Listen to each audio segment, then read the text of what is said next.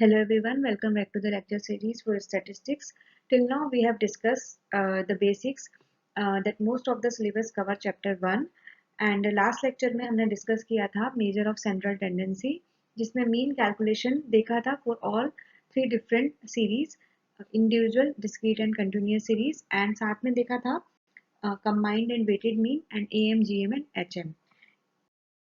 इस लेक्चर में हम देखेंगे मीडियन एंड मोड का calculation and when to use mean, median और मोड. तो first we'll see median for individual series. So median के लिए हमें सबसे पहले देखना है कि नंबर ऑफ ऑब्जर्वेशंस जो हमें डेटा सेट दिया हुआ है वो ऑड है या इवन है. If n means number of observations is an odd number तो formula will be this and if n is an even number then formula will be this only. So for example आपको ये series दिया हुआ है तो median के लिए सबसे पहले हमें ध्यान ये रखना है कि हमें डेटा को अरेंज करना है इधर असेंडिंग और इन डिसेंडिंग ऑर्डर. तो यहाँ मैंने अरेंज किया है डेटा को असेंडिंग ऑर्डर में एंड सीरीज से हमें पता चल रहा है कि number of observations are 9 that is an odd number.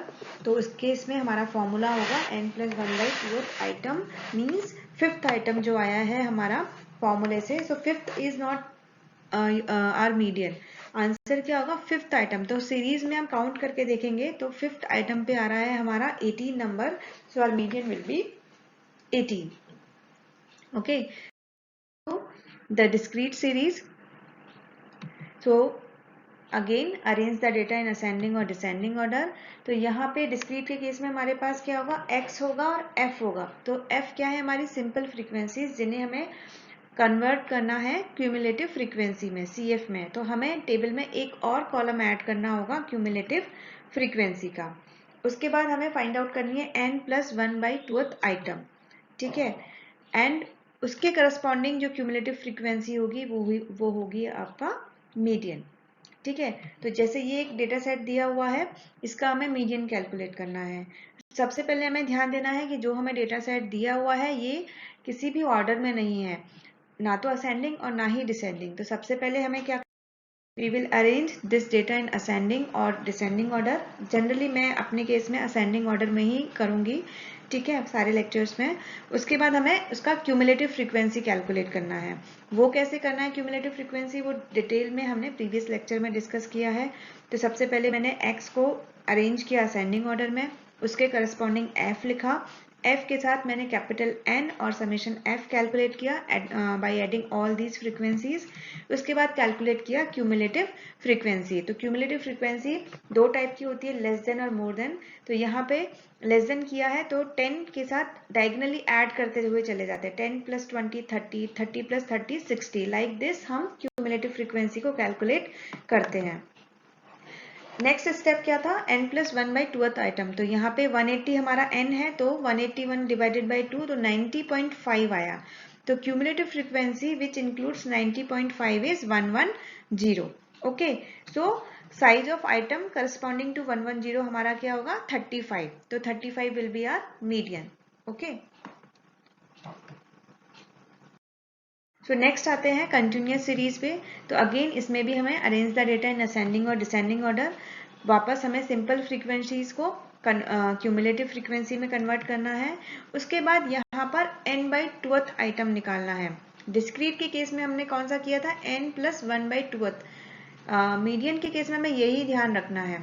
Individual series के लिए तो सिंपल फॉर्मूलाज हैं. डिस्क्रीट में n+1/2 आता है और कंटिन्यूअस में n/2 आता है.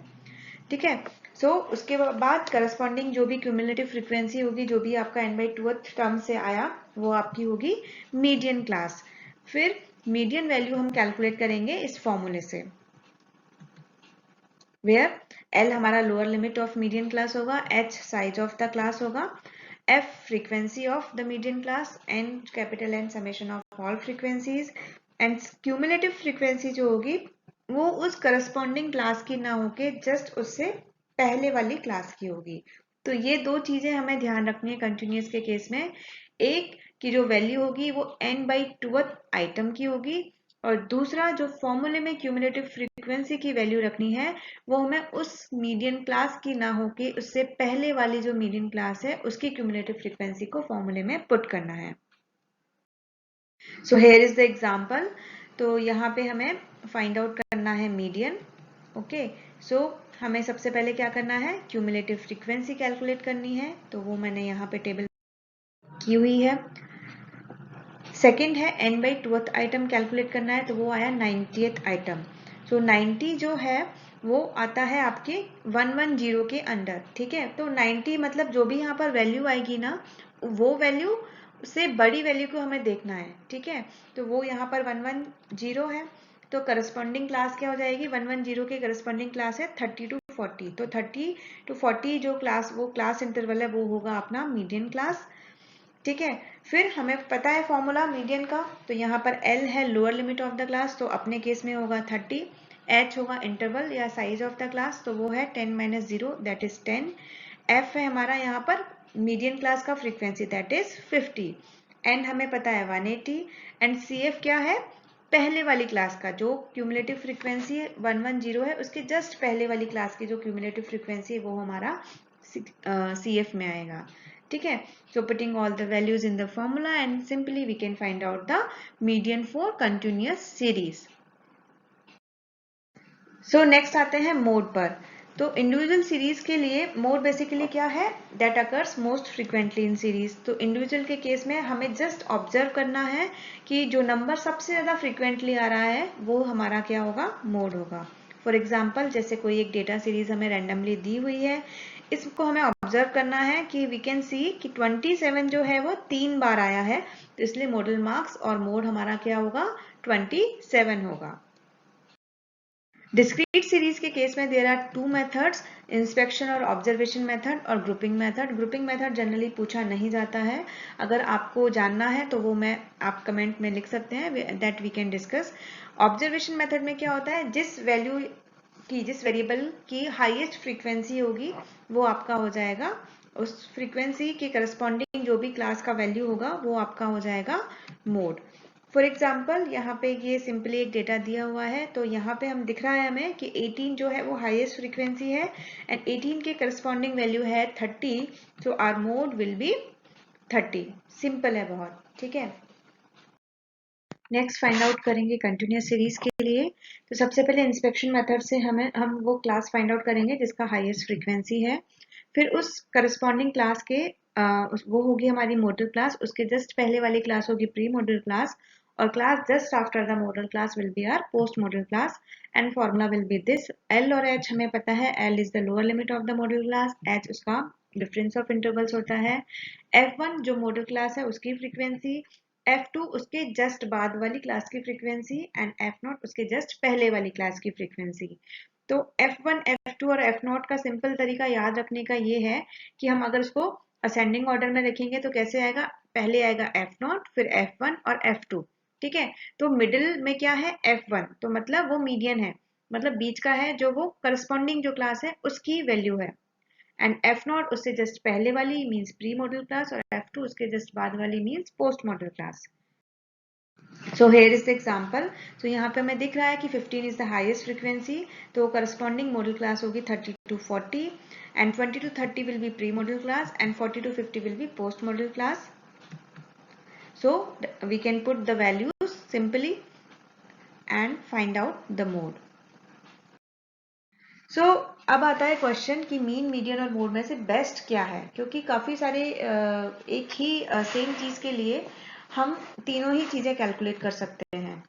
So three main measures of central tendency are best used in combination with each other because they have complementary strengths and limitations. कोई भी अपने आप में परफेक्ट नहीं है, इसलिए साथ में यूज करना बेटर रहता है।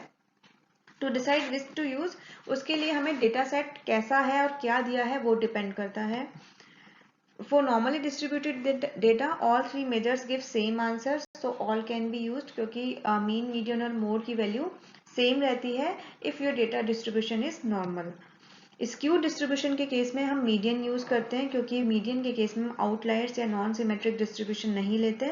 मीन और मोड जो होते हैं स्क्यू डिस्ट्रीब्यूशन के केस में वो वेरी करते हैं। Mode can be used for any level of measurement, but it's most meaningful for nominal and ordinal के केस में हम ज़्यादा जो बेस्ट रिजल्ट्स मिलते हैं वो मोड के होते हैं। Median can only be used on data that can be ordered. तो नॉमिनल डेटा को तो हम ऑर्डर कर ही नहीं सकते क्योंकि उसको सिर्फ प्रेजेंस और एब्सेंस पता चलती है, जो हमने प्रीवियस लेक्चर में अच्छे से डिस्कस किया है, लेवल ऑफ मेजरमेंट, जिसमें नॉमिनल, ऑर्डिनल, इंटरवल और रेशियो लेवल्स डिस्कस किए थे। तो मीडियन ऑफकोर्स जब नॉमिनल में ऑर्डर ही नहीं है तो वहाँ हम कैलकुलेट नहीं कर सकते, तो ऑर्डिनल, इंटरवल और रेशियो के केस में हम मीडियन कैलकुलेट करेंगे। और मीन जो है वो इंटरवल और रेशियो डेटा में कैलकुलेट होगा क्योंकि इसमें स्पेसिंग चाहिए होता है between adjacent values. So according to the whether your distribution is normal और स्क्यूड, उसके बेसिस पे हम डिसाइड करते हैं कि हमें क्या कैलकुलेट करना है। So here are some examples for nominal, ordinal और इंटरवल रेशियो के लिए। So till now we have discussed all these topics, जिसमें जनरली मोस्टली सिलेबस का चैप्टर 1 और 2 कंप्लीट हो जाता है। एंड नेक्स्ट लेक्चर में हम quartiles, deciles and percentiles discuss करेंगे with numericals, formula and numericals दोनों के साथ। Thank you.